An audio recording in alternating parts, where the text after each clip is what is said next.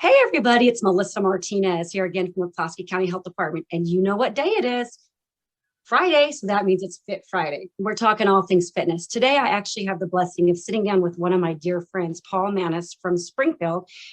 I met him through Ozark Mountain Ridge Runners and through Bass Pro Fitness Series. And he's just a super neat guy. You may have even seen him down here running a few times, but we're going to talk a little bit about something that some of our runners here have gone through too. I know I personally call it, let's talk about COVID. I had it several months ago and I was more asymptomatic. The way I knew I had it was my heart rate was extremely high, and it stayed high for quite a long time. And I know that my training suffered too. But take me back to where you were. Tell me when you got it and take me back to what you were doing before you got it. Okay. Around early December, probably around the 7th or 8th of December, I felt like I had a nasty head cold, and I didn't think much of it. My daughter had the same symptoms, and then Lacey my wife started running a temperature. We went, oh no. So we went and got tested, and it was COVID. Didn't seem like a big deal at the time. And I had been training hard. I was training actually a lot of elevation runs, trying to train for Athens Big Fork. So I was getting 8,000 feet of elevation per run, doing 500 feet, straight up. Felt great. Was doing some speed work, getting down into the sixes again. And first week of COVID, I didn't think it was that big of a deal. That's 6-minute miles out there for anybody who doesn't understand when he says, and that's extremely, extremely fast. Okay, I'm sorry to interrupt you. So go ahead. No, that's fine. Just didn't think much of it. Didn't feel bad. Just, head cold. And then taste and smell went away, and didn't think much of that either. And then, it kind of all that was clearing up. All of a sudden I couldn't go up the stairs. I went from running 60-mile weeks or whatever and running, speed work, whatever, to not being able to climb stairs without catching my breath. Just absolutely, it was like elevation is the perfect way to describe it. If you've ever been out in the mountains, tried to run a quarter mile and just can't get air, that's exactly what it was like. And I've been fighting it. I'm a long hauler. I guess that's what they call it, a long hauler. I've been fighting it ever since. I'm a lot better now, but at first I couldn't walk the dog around the block. In March, I ran 2 ultras in a day. I was up at your race and put in almost 60 miles one day, never had a breathing issue. And now I can't walk around the block. And it was extremely frustrating, actually terrifying. Thought I might not ever run again. I really did. And then I noticed I was getting these heart rate spikes. I was getting 100 beats per minute, just flying up. I was sitting at my desk working. And one morning it got so bad and I had chest pains, and my heart rate went from 42 to 147 and dropped right back down. And I was having chest pains bad enough that I went to to urgent care, and they tested me for a heart attack. And wow, it wasn't one, but that's how terrifying it was. And I was to the point of hoping I'd just be able to run again one day. I said, if I can't ever be competitive, fine. If I can't, I just want to keep my active lifestyle. I said, I just want to be able to run 5-10 miles again, be able to go out in the woods and run, even if it's not a race or whatever. And I was really scared that wasn't going to happen again at a time. And, and I don't like to be a downer, but that's how bad it was. Just absolutely terrifying. So, and the weird thing is Lacey kind of had the symptoms you did. Her heart rate still stayed elevated. Mine would be down in the 50s like normal, and just randomly just skyrocket. And the doctor said, because Lacey has asthma, so we were afraid of her, but her heart rate stayed up, but never spiked. And the doctor said, I want you to absolutely not exercise until I get a echocardiogram in a few weeks and get a lung capacity test on you. He's having runners just drop, having heart attacks and collapsing.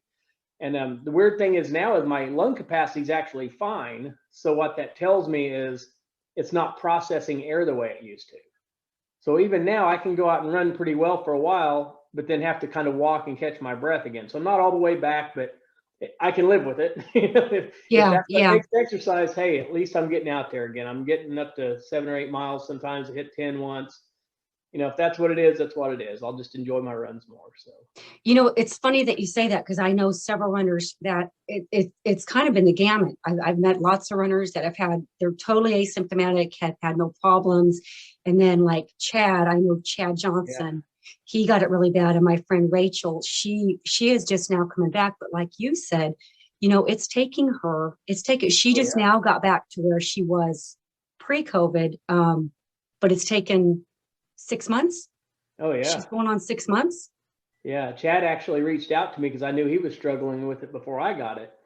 and he was not allowed to run either. His doctor told him the same thing, and his has been very similar to my journey. He's just ahead of me a little bit, but he's back to running very well. Yeah, So he ran a marathon at yeah, Frisco this sub past four. weekend. Said he got a PR, and that Yeah. was super exciting. Said Yep, he he was on ran the pain 6 minute train. miles in a race, which was a PR for him too, and another thing. So yeah, so that gives me hope. We'll see. And like Yeah, I said, I'm running again. So worst case scenario, I get to go play in the woods, and yeah. and life's good like that. So we'll Hey, figure it you out. know what? Let's talk about that because Sorry, my dogs are gonna go nuts. Doorbell rang. Sorry. that's all right. Looks like we're gonna mute that. His dog went a little bit nuts. Can you still hear me?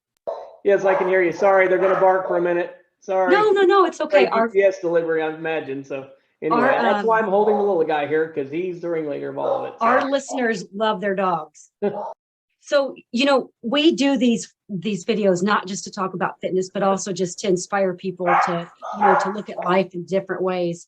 But I'm like you, Paul. My running did suffer, and you wonder, am I still going to be able to run? And then your attitude kind of shifts from, here we are competitive and wanting to do all that stuff to just let me enjoy the run. Would you say that you were the same way?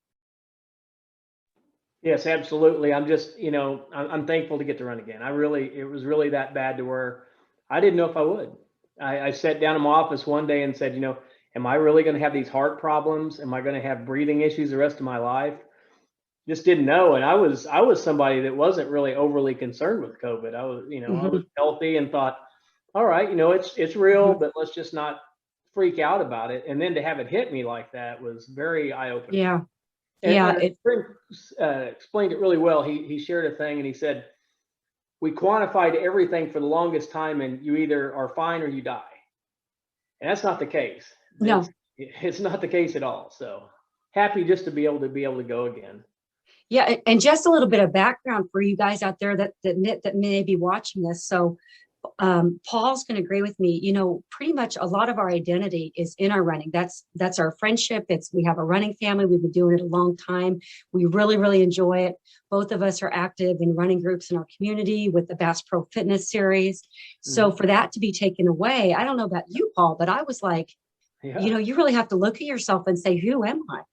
Exactly. I mean, that's been my identity for 10 plus years. I'm a runner and focused on everything around athletics, and I'm in committees for running. And, I met Lacey, my wife, through running, and that's what she does. We're both very active people, and to have that taken away and think I may be sitting around watching TV because I can't go for a walk is, there's not much worse. There really isn't. So. Yeah, boy, it sure gives us a new outlook on just being able to appreciate just getting out there, doesn't it? Yeah, a bad run's not such a bad run anymore. No, a bad run is great. Run. I'm coming back after this is week number 6 of rehab on a tendon. And I tell you what, I threw in a few little spurts of running, through the walk. And I was like, oh, this is amazing. This is, 10 steps. Oh my God. Because you know me, and I love running, and I'm happy no matter what. But man, when I got those 10 steps, you'd have thought I won the lottery. Oh yeah. I finally had a moment last week where I was able to stride out for the first time, and not for very long, but to actually just kind of get into a good, strong run for just a little bit. And I was like, hey, it's just little steps. It's baby steps, and every one of them feels good. So we'll get there. Heck yeah. Hey, so let's talk about a little bit of one of my favorite topics, Bass Pro Fitness Series. Yes. Let's talk about what we got going on. So everybody out there listening, Paul and I are both ambassadors for the Bass Pro Fitness Series. We love everything about Bass Pro. They have the best races, hands down. They are amazing. And Paul, he does their social media pages. I do their blog on Wednesday, and we just love it. So let's talk about some of the things they have coming up and how people can get involved in that. Sure. You want me to just go over some of the races coming up? Yeah. Yep. So first one out of the gates, Top of the Rock, which you have not done, is amazing. It's a 6 miler. It's about 99% paved. That's what we say, because there's a little gap where you drop from one road to the other. And you go through a cave with a waterfall. There's a saber-toothed bear fossil on it, actual skeleton. Just absolutely gorgeous. You've got to do it if you haven't done that one. So you go from there, and then you have some kids runs. They had the zombie run, not sure the status on that one. Then you get into, you have the marathon weekend coming up with all those events, the relay, the 5K, all that's one weekend. The next week is Dogwood, which is to me kind of the crown jewel. Oh, Yes. beautiful. And if you've been to Dogwood, keep this in mind. You run on about 90% of land that you can't normally go on. So it's a big deal. You get to see a lot of things the average person never gets. Yes. So Dogwood Canyon, just to throw that out there for anybody listening, is the premier to me. I mean, I'm not being biased just because it's my favorite one. It's the crown jewel. It's the premier trail run in the Midwest. Yeah. It's also probably the most humbling 50K in the Midwest. I always walk. Yeah. I always go into the race, like this, and you leave like a dog with your tail tucked. My quads, they will never be the same. They were so painful. But yet we keep going back time after time after time. Because they have the best swag. Yeah, and you go down this greenway for about 2-3 miles, and I'll never forget back when I was in probably the best running shape of my life.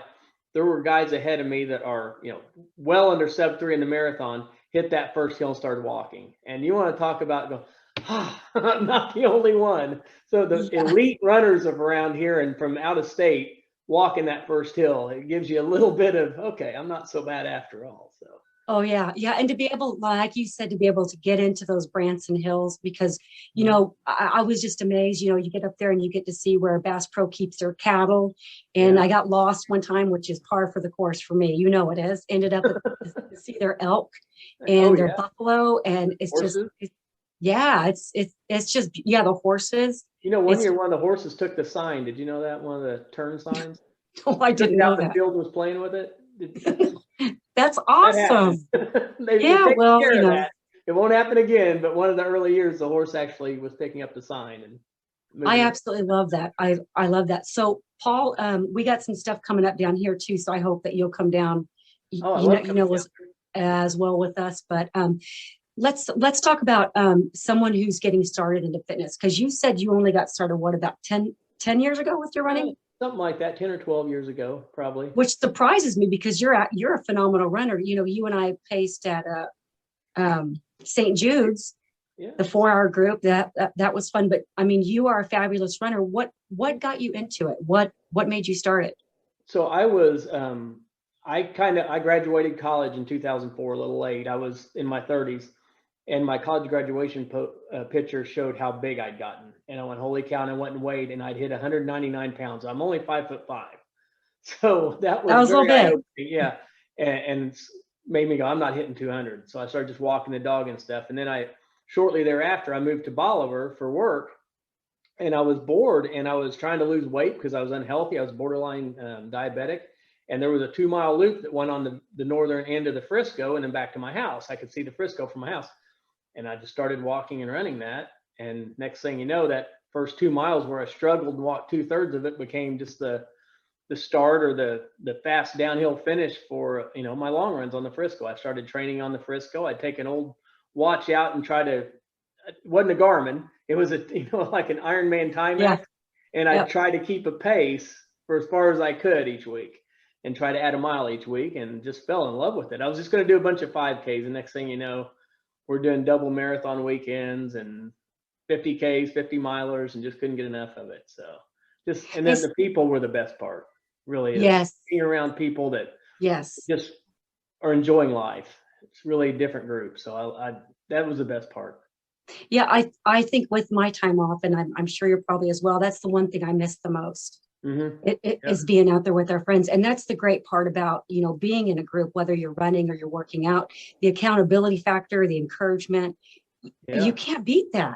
No. And there's everyone's so supportive, and you see stories. Some of my favorite stories are people overcoming. I'll never forget when I was the president of OMRR, it was my week to run for the ranch loops and just kind of make sure everyone had what they needed. And it starts sleeting. And it's probably 30 degrees. It's down. I was there that year. Everyone's leaving the practice. This was a practice. It wasn't the actual. I raced direct year so bad during the race too. So it was a perfect practice that time. But I had a runner out there, and bless her heart, she was probably 40 pounds overweight. Everyone else left, and I said, you don't have to keep going. I'll be here as long as you need me. She goes, I got to get my miles. I got to get my miles. And to see her not long after that, finished her first marathon, and eventually a 50 miler was the best Wow. thing ever. Just everyone else is leaving, I'm going to get my miles. I'll never That's forget that. amazing. To see people overcome that, it's important to me. And so those are the things that really, really get your attention, because there's people struggling, and they're the ones I root for the most, I think. It's the hardest. Yeah.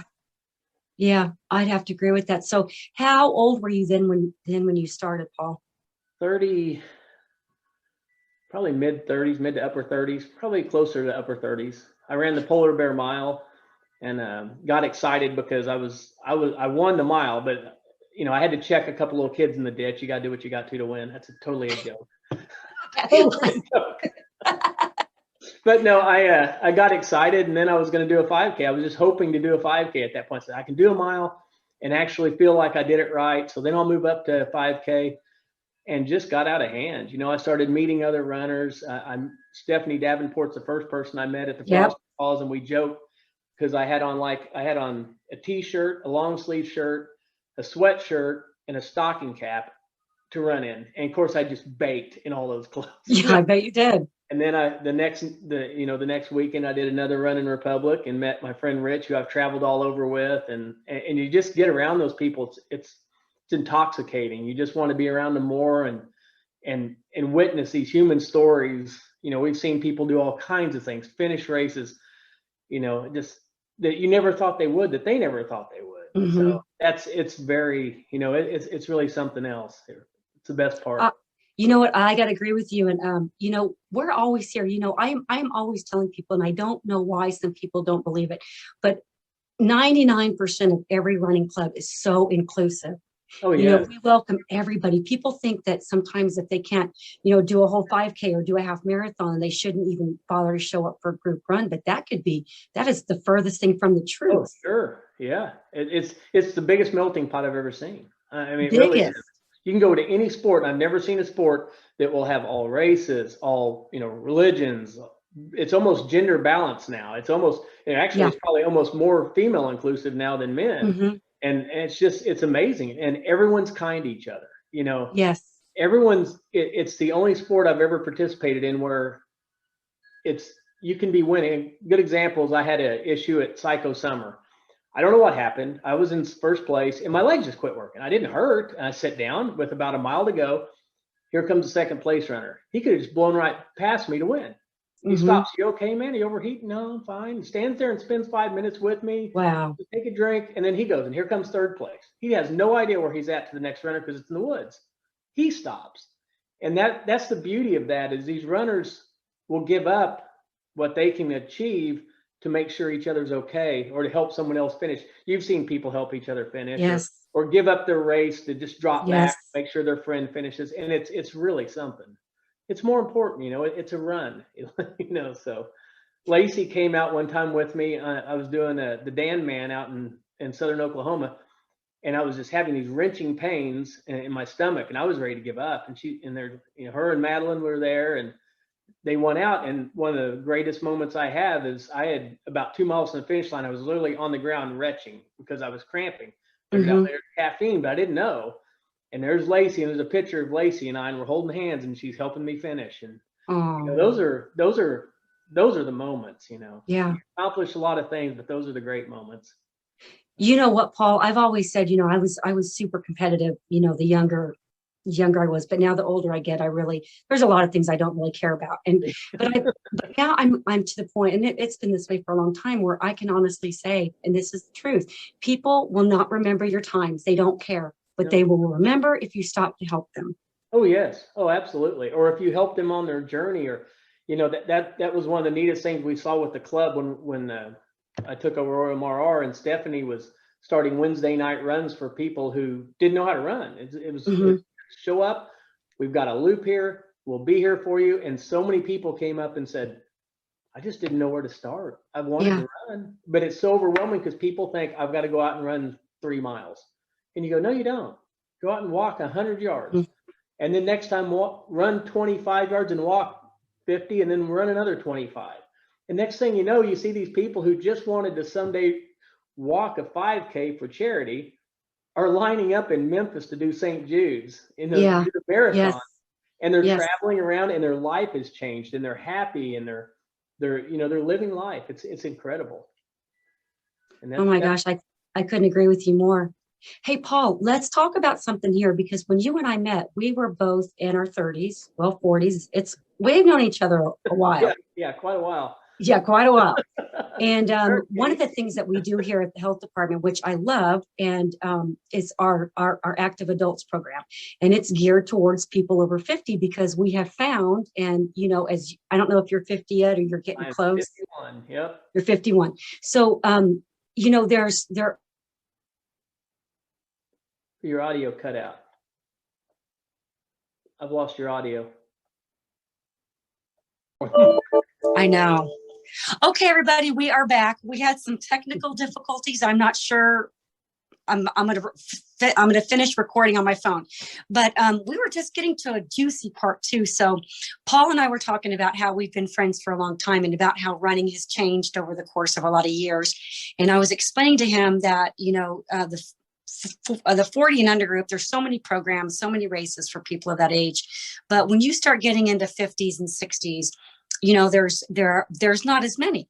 And I know a lot of people that are coming to be our age. A lot of people are looking now, if they've never exercised, and saying, you know what, I've only got 10, 20, 30 years left. And that's if I treat my body good.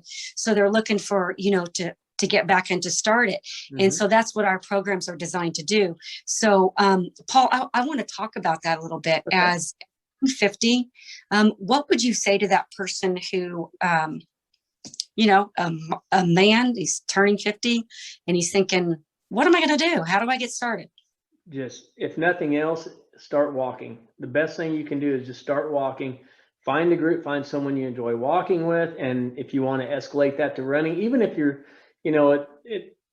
my mom walks a ton and she goes, I can't run. I can't go very far. I can't, I said, you're walking 3 to 5 miles a day. That's awesome. But something to get active. And, Lacey's great about, she's a nutritionalist, so she's great about trying to make me rein in my chocolate habit, which I have, and saying, you're 50, you got to start thinking about, you're not burning the calories off like you used to, so you just have to try harder to take care of yourself. And what's bad is by now, of course, we get these bad habits that we've had for, when you're 20 and 30, you can eat all the pizza you want, chase it with a soda. And that would be the thing, is just start doing the basics. Walk, start drinking more water, less junk, get some of that junk out of your life. That's what I would say the biggest part is. So. Yeah. And it's going to pay dividends. If you think that not worth it, or it's just too late, you are seriously wrong. A lot of people have, especially, like I see through Lacey's work and stuff too, a lot of people by just exercising are getting rid of their medications. There's a reason when you see on these commercials, I've always laughed at this. This will help you lose weight with proper diet and exercise. Well, if you use proper diet and exercise, you don't need that stuff. And it's going to save you a fortune. If it's just about money, it'll save you a fortune, if nothing else. Even if you don't really care that much about getting healthier, you will save a fortune of medication and vitamins and everything else. So that is very true. I love that. You're right.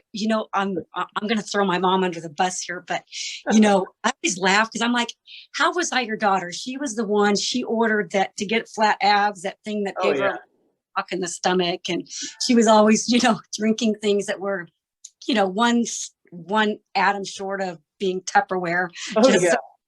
So she could lose weight. And, some people they want that instant fix, and they want that instant fix. And the problem is, even if that instant fix works, it's not sustainable, and it won't work over the long term. There's no way but hard work. And it can actually give you other problems. If you take too much stuff, you can get liver problems, and medicine's important. I don't want to underscore medicine, but avoidable medicine, avoid it. If you'll just exercise and eat a little bit better. You don't have to eat perfect. I still have my days or whatever, but you'll feel better. When I'm not eating a bunch of junk, I just feel better all the time. Mm-hmm. And then you want to go be active because you're not feeling like crap and wanting to just lay around all day. So it's, it helps. I wish I'd started taking care of myself a little bit younger, actually. So I've said that too, but you know what? That ship has left the dock. It's too late. You can't go back. So just do the best you can with what you got. It is. birthday. Hey, and I'm going to end it on this. So, Paul, seriously, to me, I think this is one of the most important things that I could ever stress. I think that as we get older, and I think that, we get aches and pains and we get the trials of life, and just, life can be good and it can be bad. But at the end of the day, I think joy is the thing that we need to keep. And we totally underestimate that for our health, about how being joyful and keeping that, it really spills over into every aspect.